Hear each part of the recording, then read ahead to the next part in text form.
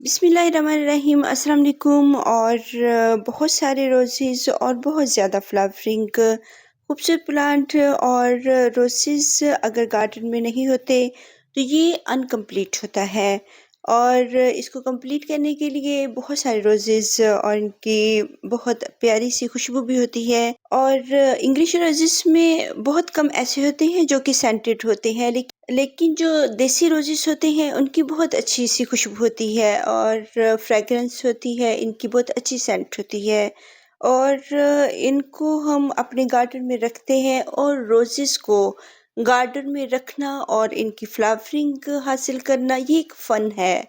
और ये जो रोज़ेज़ होते हैं ये थोड़ा-सा टिपिकल प्लांट होता है। इसको हम इस पे फ्लावरिंग लेना और इसको गार्डन में रखना ये थोड़ा दूसरे जो प्लांट्स होते हैं उनके मुकाबले में ये ज़्यादा केयर माँगता है और खूबसूरत प्लांट है और अगर हमें इसको एक मर्तबा रखना आ जाए तो ये सालों हमारे गार्डन में रहते हैं और फिर मैच्योर जितने भी ये होते जाते हैं उतनी ही अच्छी फ्लावरिंग करते हैं। एक बेबी प्लांट अगर हम लेके आते हैं और जो कलमें होती हैं और उनके ऊपर जो गाचियों में होते हैं और उनको हम आके ट्रांसप्लांट करते हैं अपने गार्डन में तो वो जो है इतनी अच्छी और भर के फ्लावरिंग नहीं करते हैं क्योंकि वो कलमें होती हैं और बेबी प्लांट्स होते हैं। जैसे-जैसे ये मैच्योर होते जाते हैं और इनकी बहुत अच्छी फ्लावरिंग होती है और इनमें बहुत सारे कलर्स होते हैं और मेरे पास तकरीबन 8 रोज़ेज़ हैं और ये तमाम ही इनके कलर्स भी चेंज हैं और इनमें इंग्लिश रोज़ेज़ भी हैं और देसी रोज़ेज़ भी।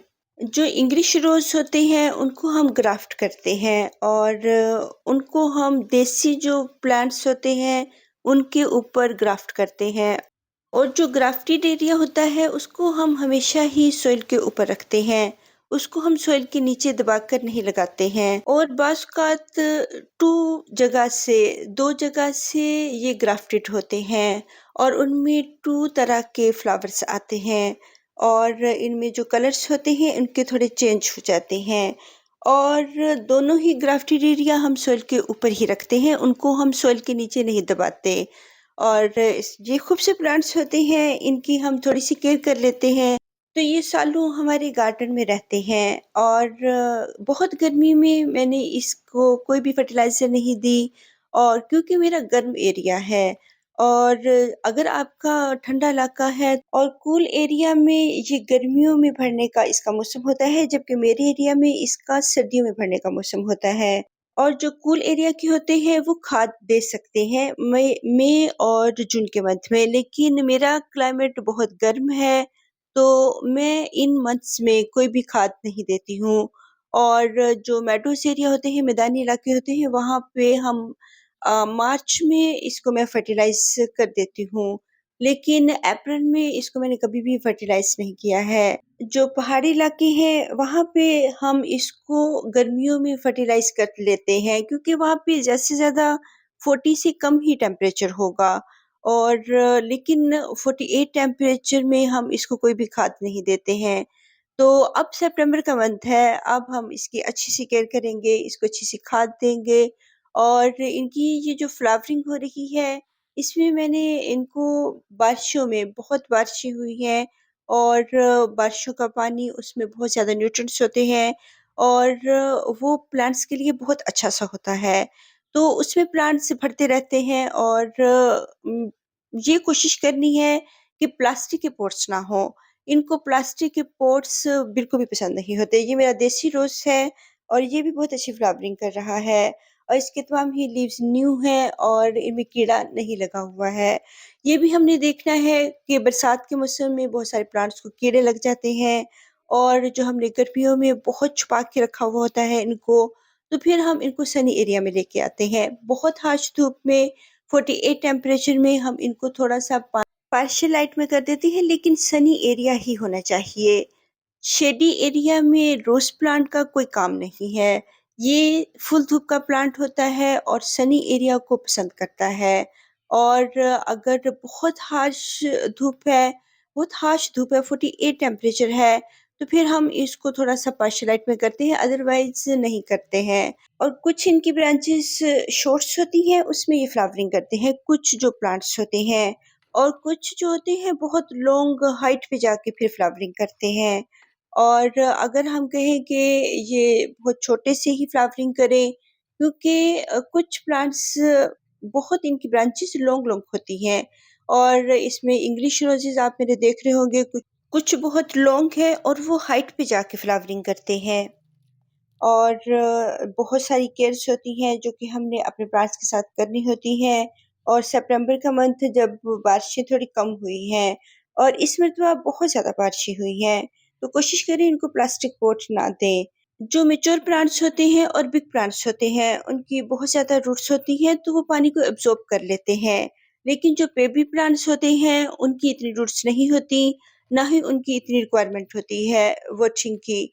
तो फिर वो इतना पानी नहीं एब्ज़ॉर्ब करते, जिसकी वज़ह से रूट्स गलना शुरू हो जाती हैं और इनमें फंगस लगता है, कीड़े लगते हैं, प्लांट्स खराब होते हैं और ये फिर डाई बैक जाना शुरू हो जाते हैं। फंगस हमेशा इनकी जड़ों से ही लगता है। अगर इनकी सॉइल अच्छी है, वेल ड्रेन है और इसमें पानी खड़ा नहीं हो रहा, तो फिर ये प्लांट्स हैप्पी रहते हैं और इनकी जो रूट्स होती हैं, वो भी हैप्पी रहती हैं। और इनकी गोडी करना हर दूसरे-तीसरे माह इनको बहुत पसंद होता है। बहुत स्ट्रेस वाले दिनों में गोडी नहीं करनी है, क्योंकि बहुत स्ट्रेस में जब ये होते हैं और बहुत गर्मी में और 48 टेम्परेचर में, तो फिर हम इसको कोई भी गोडी नहीं करते हैं। एक तो ये वैसे ही स्ट्रेस में है और फिर हम इनकी जड़ें भी काट दें, क्योंकि जब हम गोडी करते हैं, कुछ जो रूट्स होती हैं, इनकी कट जाती हैं। और अगर कुछ रूट्स कटती हैं, वो उस मौसम में हम गोडी करते हैं जब सितंबर का मंथ हो और सर्दियों का मंथ हो। और बहुत गर्मी में जून-जुलाई में हम कोई भी इनका वर्क नहीं करते हैं और कोशिश करें कि जब ये स्ट्रेस में हो तो इनको कोई भी फर्टिलाइज़र भी ना दें और ना ही इनकी गोडी करनी है। अब 3 मंथ्स के बाद मैंने इसकी गोडी की है और तकरीबन 3 मंथ से भी ज़्यादा हो चुके होंगे। और इसके जितने भी रफ़ ये इनके लीव्स होते हैं, उनको भी निकाल दें और जिनमें पेस्ट वगैरह लगे हुए हैं, उनको भी निकाल दें। जो फ्लावर्स बेंट हो चुके हैं, उनको कट कर दें। जो ब्रांचेज़ ब्लैक हो चुकी हैं, उनको भी निकाल लें। और जो ब्लैक होती हुई ब्रांचेज़ होती हैं, वो भी एनर्जी को होल्ड करके रखती हैं और बाकी प्लांट की एनर्जी को ज़ाया करती हैं। और मैंने इनकी कभी भी हार्ड प्रूनिंग नहीं की है। बस थोड़ा-थोड़ा सी ब्रांच कट करती हूँ, ज़्यादा से ज़्यादा 2-3 इंच की। और जब ये अच्छी-सी फ्लावरिंग कर चुके होते हैं, तब हम इनकी कटिंग करते हैं। और जब तक न्यू ब्रांचेज़ आएँगी, इसकी जो ब्रांचेज़ हमें फ़िज़ूल लगती हैं और अंदर को घुसी हुई लगती हैं या वो ब्राउन हो चुकी हैं, उनको बस कट करना है। और बहुत सारी जो ब्रांचेज़ होती हैं, वो मुझे लगता है कि इंग्लिश रोज़ेज़ की हार्ड प्रूनिंग नहीं होनी चाहिए और ना ही इन प्लांट्स को इतनी हार्ड प्रूनिंग की ज़रूरत होती है। बस अगर 2-3 इंच की ही इनकी कटिंग कर दी जाए, वो भी इनके मौसम में। बहुत गर्मी में हम इनका कोई वर्क नहीं करते हैं और ना ही इनकी कटिंग करते हैं। बाज़-औक़ात हम ऑफ सीज़न में इनकी कटिंग करते हैं, तो इनकी बहुत सारी जो ब्रांचेज़ होती हैं, वो ब्लैक होना शुरू हो जाती हैं और ये डाई बैक जाना शुरू हो जाते हैं। इसलिए अगर इनके सीज़न में ही इनका वर्क किया जाए, तो वो इनके लिए बेस्ट होता है। बहुत सारी अंदर आती हुई ब्रांचेज़ को कट करेंगे ताकि ये अब अपोज़िट साइड्स में ये बढ़ना शुरू हो जाती हैं। और बहुत सारी ब्रांचेज़ अनवांटेड होती हैं, उनको भी कट करेंगे और बहुत जो खराब हुई हुई और फंगस वाली और ब्लैक ब्रांचेज़ उनको कट करेंगे। और इनको ज़्यादा कट करने की ज़रूरत नहीं होती है और ये कुछ हाइट पे जाके ही फ्लावरिंग करते हैं। कुछ की हाइट शॉर्ट होती है, उसमें ये फ्लावरिंग कर लेते हैं, जैसे कि ये मेरा इंग्लिश रोज़ जो टाइगर रोज़ है। और टाइगर रोज़ जो है, ये छोटी हाइट पे ही बहुत अच्छी फ्लावरिंग कर लेता है। लेकिन बहुत सारे जो मेरे रोज़ेज़ हैं, बहुत लॉन्ग उनकी ब्रांचेज़ होती हैं और फिर वो फ्लावरिंग करते हैं, तो थोड़ा-सा इनको लॉन्ग जाने देना चाहिए। और कुछ ब्रांचेज़ के ऊपर 2 फेस बन जाते हैं, यानी कि 2 ब्रांचेज़ आके रुक जाती हैं, उन पे कोई भी फ्लावरिंग नहीं होती, तो उनको भी कट कर दें। और इनकी कटिंग करनी बहुत ज़रूरी होती है, वो भी इनके सीज़न में और बहुत हार्ड प्रूनिंग नहीं करनी है। बस रफ़ ब्रांचेज़ और सूखी ब्रांचेज़ और ख़राब लीव्स जो होते हैं, उनको निकालना चाहिए। अगर पेस्ट लगे हुए हैं, धूप में इनके पेस्ट खत्म हो जाते हैं और आप कोई भी स्प्रे बॉटल लें और इसमें थोड़ा हैंड वॉश इसमें डाल सकते हैं, लिक्विड फॉर्म में भी डाल सकते हैं और पाउडर फॉर्म में भी डाल सकते हैं और इनको हम स्प्रे कर देते हैं तो फिर इनके तमाम ही पेस्ट जो होते हैं वो वॉश हो जाते हैं। ये सिंपल वे है इनको वॉश करने का और मंथ में 1 मंथ में हम इनके जो लीव्स होते हैं उनको वॉश कर सकते हैं सिंपल वाटर से। अगर हम रोज़ाना ही इनको वॉश करेंगे तो इनमें फंगस लग जाएगा। बस 1 मंथ के बाद इनको अच्छी तरह से सिंपल वाटर से वॉश कर दें, यही अच्छा होता है और इनको फुल धूप में रखना है। और जो पहाड़ी इलाके होते हैं, हिल एरियाज़ वहाँ पे ये सर्दियों में इतनी फ्लावरिंग नहीं करते हैं जितनी कि ये गर्मियों में करते हैं। क्योंकि वहाँ पे बहुत जो टेम्परेचर होता है इतना हाई नहीं होता है। जो कि मेडोज़ एरिया होते हैं, जैसा कि मेरा एरिया है, मैदानी इलाका है, यहाँ पे बहुत हाई टेम्परेचर होता है, फिर सर्दियों में इनकी ग्रोथ होती है। और ये मेरे प्लांट्स माशाल्लाह सारा साल ही फ्लावरिंग पे रहते हैं। कुछ मंथ्स में ये रेस्ट करते हैं और कुछ मंथ्स में इनकी फ्लावरिंग होती है। और बहुत गर्मी में जब बहुत हाई टेम्परेचर था, तब भी ये फ्लावरिंग कर रहे थे, लेकिन इनके फ्लावर्स देर तक नहीं रहते और जल्दी से स्पेंट हो जाते हैं और मुरझा जाते हैं। जबकि जब बरसात का मौसम होता है, तब जब क्लाउडी डेज़ होते हैं, तब इनके जो फ्लावर्स होते हैं, काफ़ी दिनों तक ये ब्लूमिंग पे रहते हैं।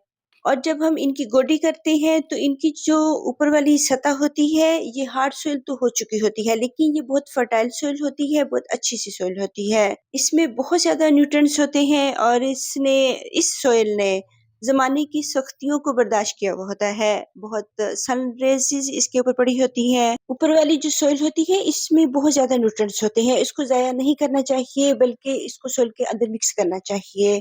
और आप लोग देख रहे होंगे कि मेरी सॉइल इतनी ज़्यादा मॉइस्ट नहीं है और बस हल्की-सी मॉइस्ट है और जब तक ये अच्छी तरह से सॉइल ड्राई ना हो, तब तक हम इनको वॉचिंग नहीं करते हैं।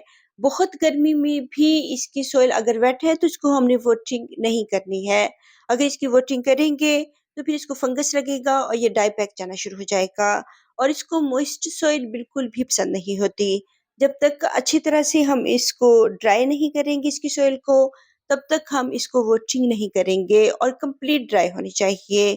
और बहुत गर्मी में आप कोशिश करें कि कोई भी खाद ना दें, वरना इनके लीव्स क्रिस्पी होंगे और ड्राई होंगे और नीचे को गिरना शुरू हो जाएँगे और फिर सिर्फ़ ब्रांचेस ही रह जाएँगी।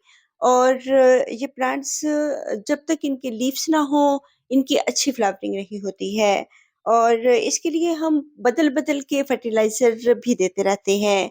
और तकरीबन 2 वीक्स पहले मैंने इसको ब्लैक पेपर यानी कि काली मिर्च पाउडर की फर्टिलाइज़र लिक्विड फॉर्म में दी थी और अब ये आलमंड हैं जो कि हम रात को भिगो के रखते हैं और जो पढ़ने वाले बच्चे होते हैं उनको आप इनके छिलके उतार कर और बादाम दे सकते हैं। और जो खाँसी वग़ैरह आती है उसमें भी छिलके उतरे हुए जो बादाम होते हैं, जो जिनका छिलका हमने उतारा हुआ होता है वो खाँसी में इनका आलमंड ऑयल अगर बहुत ज़्यादा चबाएँ मुँह के अंदर तो उससे गला बहुत नरम-सा हो जाता है और खाँसी भी दूर हो जाती है। ये एक छोटी-सी टिप थी और इसका जो पानी है ये हम पी भी सकते हैं, इसमें बहुत ज़्यादा न्यूट्रिएंट्स होते हैं और ये आइस के लिए भी बहुत अच्छी होती हैं और जो खाँसी बहुत आ रही होती है, उसमें अगर इसको मुँह में रख के चबाया जाए, जितना ज़्यादा चबाएँगे उतना ही गला नर्म होगा और इसको चूसना है और अंदर लेके जाना है, जिससे गला ठीक हो जाता है और ये एक बहुत अच्छी-सी टिप है।